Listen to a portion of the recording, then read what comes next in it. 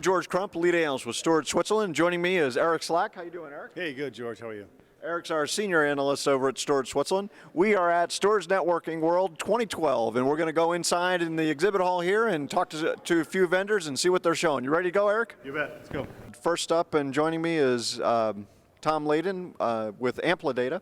Tom, thanks for stopping by today. Pleasure.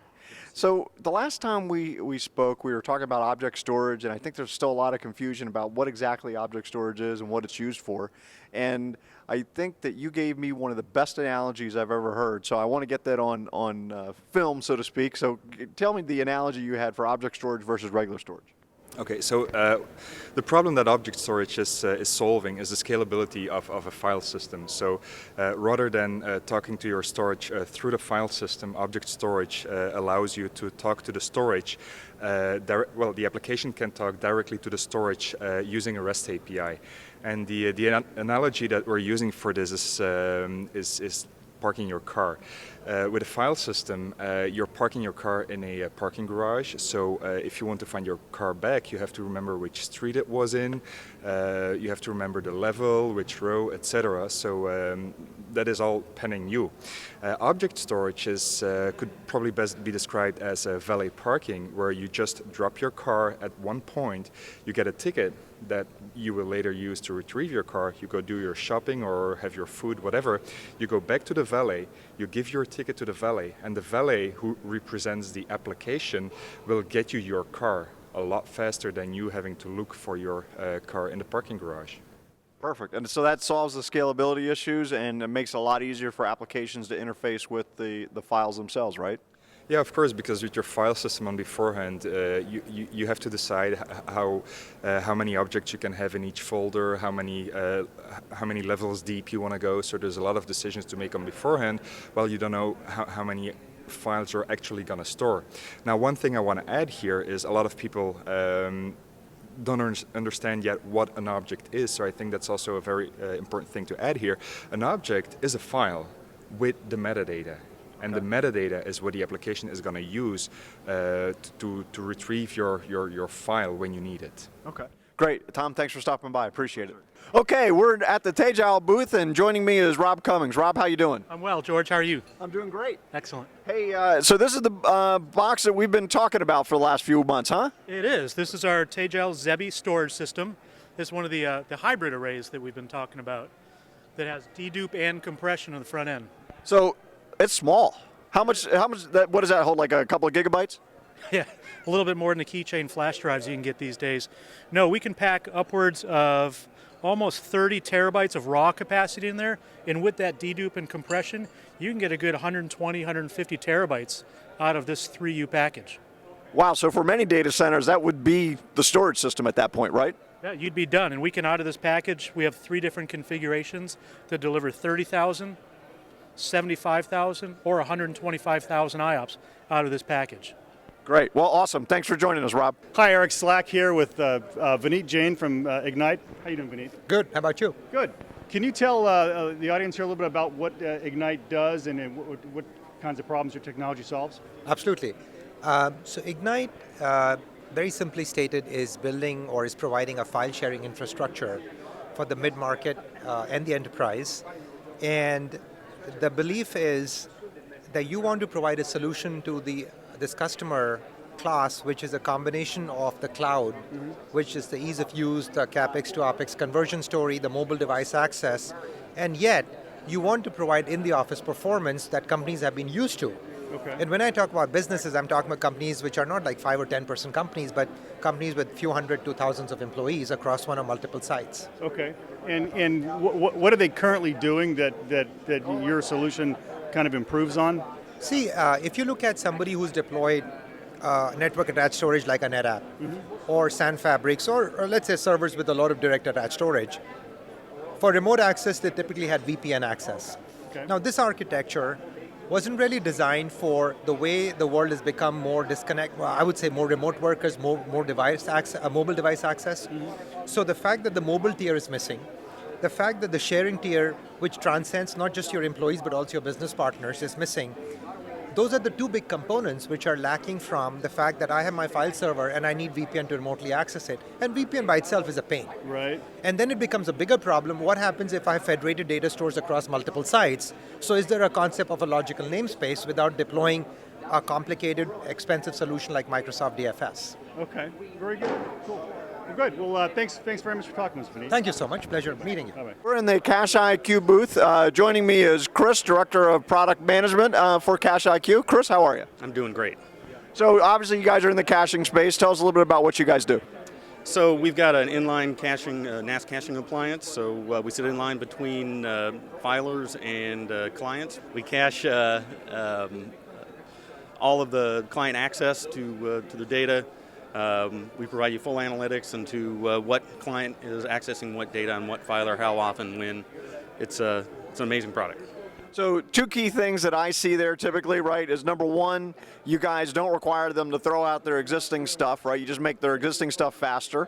And then number two is you help them with the analytics part to make them use their stuff in a more intelligent way, right? Sure, absolutely. So we're a seamless installation, bump in the wire. You don't change anything to applications. You don't change anything to your filers. You install us, everything runs as it did before we were in there, except a lot faster. And then once we're installed, we inspect everything, every packet that goes by, and we provide the customer with rich analytics on, again, which client is accessing what file, on what filer, how often, et cetera.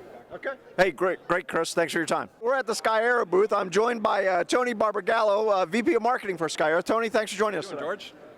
So we've been talking to you guys a lot and doing the videos and things like that, and here's the real thing, right? Indeed, 44 terabytes, no tricks. Native usable capacity before compression and dedupe. And that's it right there. If I were to open it for you, there you'd see 24 2-terabyte blades and a complete 40-port 1 gig switch and 3 10 gig Ethernet switches. Wow, all in that little box. All there, all in that box. Great. What about performance? What kind of performance could somebody expect out of a box like this? The box comes in 12, 22, and 44 configs. Okay. The 22 and 44 will get you about a million IOPS, and the 12 terabyte configuration gets about 500,000 IOPS. Wow, that's incredible. Okay, and then I think the other one we talked about was the networking. So if we can kind of come around to the back here, this is all the direct networking that we've been talking about, right? Yep. There's the 40 1 gig Ethernet ports, and here's the 3 10 gig Ethernet ports. Right now we have 3 Dell servers hooked up via the 10 gig Ethernet ports, and serving that up via storage, via a number of different LUNs and shared capacity. Okay. So there you have it, 44 terabytes and a 1U package for about the same price of a similarly configured enterprise class storage system, right? Absolutely. All right. Tony, thanks for joining us. Take care. Okay, we're at the QLogic booth. Joining me is Chris Humphrey with VP of Marketing with QLogic. How you doing, Chris? Doing well, George, thanks. I know that we talked a little bit ago about Mount Rainier, and it's no longer just a mountain, and it's a product. And so why don't you kind of talk to us a little bit about it here? Sure will. Well, today we're showing our Mount Rainier technology here at SNW. And what Mount Rainier is, it's a combination of an adapter plus SSD storage management and caching all on a single card. And what that gives end users is the ability to cache critical data in a server-side SSD and make it completely transparent to the operating system, the application, no additional drivers. So that, what I really like about this concept is it sort of takes care of something that I've been calling performance sprawl, right? Where we got this, we're adding so many different things, and we're kind of sort of creating a multi-function device almost, right? And also we're intercepting it at just the right point because it's got to go through your card across the network, right? The wire. Yep, that's right. And it is like the performance wall. I read that blog you wrote the other day, and one of the other things we can do, George, is because it's transparent, we can actually create a shared cache across multiple servers. So what we're demonstrating here at SNW is a 2-node ESX cluster, VMware cluster, where the application's running on the 2 virtual machines, our iometer passing traffic, and we're able to do a vMotion across 2 physical servers without any performance penalty for the caching. So if you used a captive cache single card, you'd have to shut the cache down, vMotion the thing across, bring it back up. With us, you can do it instantaneously. Okay, that's really cool. And I guess the other real kind of basic simple thing is they've already, the customers have probably already qualified your adapters, right? So it's one less driver that they have to go through testing and all that kind of stuff, right? That's right. It's the same adapter technology that we've had for 10 years or more, proven, interoperable, and we're just starting early field trials now, and we expect the product to be shipping in Q1 of next year. Great. Awesome. Chris, thanks for joining us today. Okay, we're at the Smart Storage Systems booth now. Joining me is Rick Neff, Business Development Manager with them. How are you, Rick? Doing great, George. Thank you. So we obviously, we've been doing a lot of work with you guys, talking about the Cloud Speed and the Optimus products. Why don't you kind of show us what you got there? Sure. So in our booth this week, we're showing the Cloud Speed and Optimus drives. And essentially, Cloud Speed is a SATA drive, and it uses our Guardian technology in kind of a primitive way, just a basic version of it, to take an MLC drive, an entry-level MLC drive, and deliver 3 times the endurance of a common MLC-based SATA drive. Of course, our technology, our Guardian technology, goes much further than that, and we bring the entire Guardian suite to bear on the Optimus drive. So this drive, as you can see, shows 800 gigabytes. We're actually also demonstrating our 1.6 terabyte drive today. This drive is based on MLC, it's SAS, and will do 10 drive writes a day for 5 years. So true enterprise quality performance and endurance on an MLC cost basis. Great. Well, you know what I also noticed about these? They fit right in your pocket. So, no problem there. Hey, I noticed that you've got the folks from XIO in the booth as well. Absolutely. We made a press release today with XIO, our technology partner. We've got Kevin here from XIO showing his ISE 7 series Hyper Ice. Hi, Kevin. How you doing? Hey, how you doing? Nice to be here. Good. So talk us a little bit about what you got here. Well, what we've got here is an example of our ICE 7 series storage enterprise enclosure. It's a 3U box that can scale from 7.1 terabytes to 21.6 terabytes, depending on the type of spinning media that you have in there. It's basically a 30-10 configuration. So 30 spinning drives, or HDD, and 10 solid-state drives, SDD. And what it is a hybrid configuration. And what it is that we have the ability to move hot I/O from spinning media to solid state automatically, sort of like auto tiering without a user intervention. Okay, and then so in this configuration you have here, obviously these are the hard drives and these are your SSDs. Absolutely. So what you have here is a rigid enclosure. It's really what it's called is a super drive.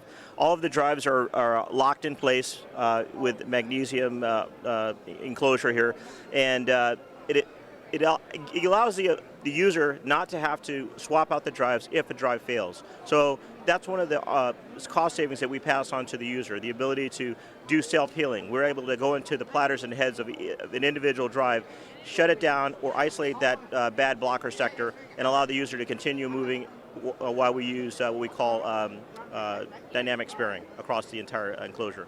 Okay, great. Kevin, thanks a lot for your time today. That's it for the SNW USA. Thanks for tuning in today.